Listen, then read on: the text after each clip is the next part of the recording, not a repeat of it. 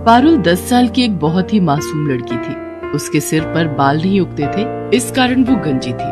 आस पड़ोस, रिश्तेदार और स्कूल में सब पारुल को गंजी या फिर टकली कहकर बुलाते थे। कभी कभी इस बात से पारुल बहुत दुखी हो जाती थी। ये देख पूजा, मेरी मम्मी मेरे लिए कल मार्केट से न्यू हेयर पिन लेकर आई है। अरे शीतल, ये हेयर पिन तो बहुत सुंदर है, मुझे ऐसी पिन्स मंगवा देगी? हाँ हाँ, क्यों नहीं। अरे संभाल कर, देखा जमीन पर गिरा दी। ओ गंजी, इधर आ। हाँ आती हूँ। ये हेयर पिन्स उठा कर दे। Thank you. अच्छा, तुझे चाहिए तो तेरे लिए भी एक सेट मंगवा दूंगी। नहीं, मुझे नहीं चाहिए। तू भी पागल है शीतल, ये गंजी अपने सिर पर हेयर पिन्स कैसे लगाएगी? ये तो गंजी है, गंजी। अरे मैं तो भूल ही गई थी, ये तो गंजी खोपड़ी है। तभी वहाँ क्लास टीचर आ जाती है और सब बच्चे खड़े हो जाते हैं। गुड मॉर्निंग बच्चों, आज आप सबके लिए एक बहुत अच्छी न्यूज है। हमारे स्कूल में एक बहुत बड़े लेवल का फैशन शो होने जा रहा है, इसलिए आप सब भी उसकी तैयारी शुरू कर लें। वाव, फैशन शो, फिर तो मैं ही सबसे सुंदर दिखूंगी। यार शीतल, तू तो बहुत घमंडी है, हम भी तो सुंदर लग सकते हैं। तू अपने बारे में क्यों सोचती है? ये बात तेरी अच्छी नहीं है।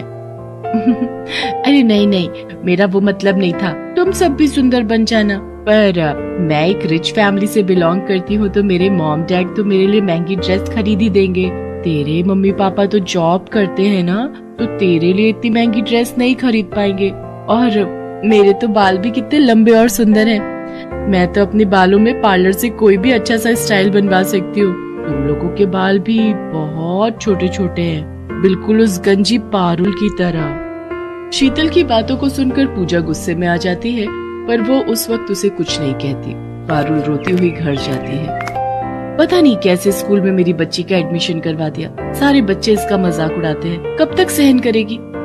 बड़ी मुश्किल से तो ये स्कूल मिला है, हमारे बजट में भी है। और फिर बच्चे हैं, बच्चों की तो आदत ही होती है एक दूसरे का मजाक उड़ाने की। पारुल बिटिया, हमें कभी भी किसी की बात का बुरा नहीं मानना चाहिए। अगर हम ऐसे ही हर किसी की बात का बुरा मानने लगे तो जीवन काटना बहुत मुश्किल हो जाएगा बच्चे। अगले दिन पारुल स्कूल के लिए निकली, पर आज वो जिस रास्ते से जाती थी उस रास्ते से ना जाकर दूसरे रास्ते से स्कूल की तरफ चली जाती है। पर वो मन ही मन सोच में थी, पता नहीं स्कूल जाने का बिल्कुल भी मन नहीं हो रहा। मेरे साथ ऐसा क्यों हुआ?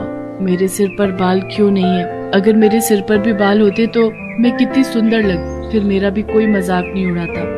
तभी पारुल को किसी के बुलाने की आवाज आती है। कोई बचाओ, मैं इस गड्ढे में गिर गई हूँ, मेरी मदद करो। अरे आप कौन हो? रुको, मैं आपको बाहर निकालती हूँ। इन्हें बचाने के लिए तो मुझे रस्सी की जरूरत पड़ेगी। अब क्या करूँ? वो एक रस्सी पड़ी हुई दिखाई दे रही है। किसी तरह पारुल उस रस्सी की सहायता से एक औरत को गड्ढे से बाहर निकालती है।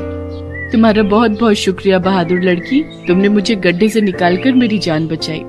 कोई बात नहीं, आप मुसीबत में थी और मेरी मम्मी कहती है कि मुसीबत में हमें सबकी सहायता करनी चाहिए। पर आप इस गड्ढे में कैसे गिरी?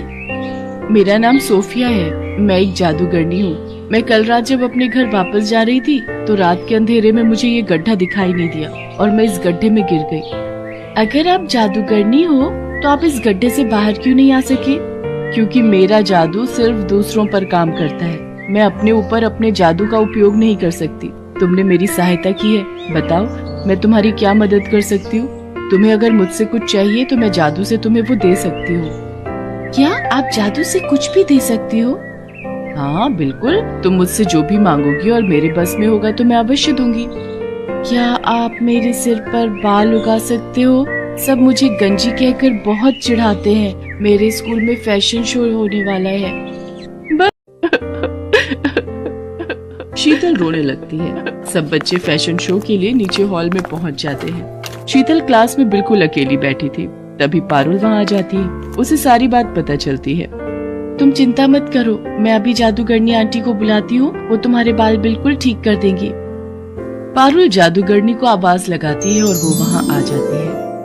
पारुल, शीतल ने तो हमेशा तुम्हारा मजाक उड़ाया है, फिर भी तुम इसकी मदद करना चाहती हो, पर इसके लिए एक शर्त है। अगर मैं शीतल के बाल ठीक करूंगी तो बदले में तुम्हें फिर से गंजा होना पड़ेगा। जादूगरनी आंटी कोई बात नहीं, आप मुझे फिर से गंजा कर दो पर मेरी दोस्त के बाल ठीक कर दो। शीतल पारुल की सारी बातें सुन रही थी। इसका मतलब पारुल के बाल असली हैं? इसने विग नहीं पहना? मैंने पारुल से कितनी नफरत की, उसका कितना मजाक उड़ाया, पर ये मेरे लिए फिर से गंजी होने को तैयार है। सचमुच मैं कितनी बुरी हूँ, पारुल कितनी अच्छी है।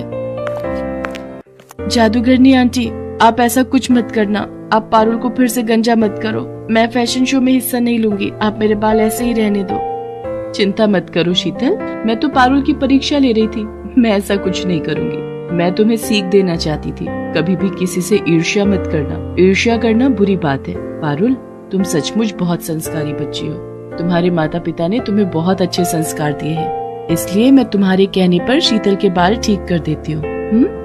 जादूगरनी शीतल के बाल ठीक कर देती है। मुझे माफ कर दो पारुल, मैंने हमेशा तुम्हारा मजाक उड़ाया। मेरी अपनी दोस्त पूजा मेरे साथ गलत कर गई। मैं सबको बताऊंगी कि तुम बहुत अच्छी हो। पारुल अब मैं चलती हूँ, अब मैं कुछ समय के लिए यहाँ से दूर जा रही हूँ, इसलिए मेरा तुमसे मिलना नहीं हो पाएगा। मैं जब भी वापस आऊंगी तो तुमसे जरूर मिलूंगी।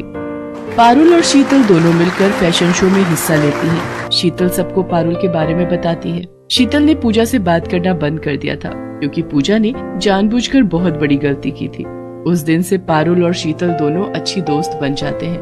पारुल ने हमेशा दूसरों की मदद की और जो दूसरों की मदद करता है हमेशा उसके साथ अच्छा ही होता है। Like, share and subscribe to our channel and don't forget to press the bell icon.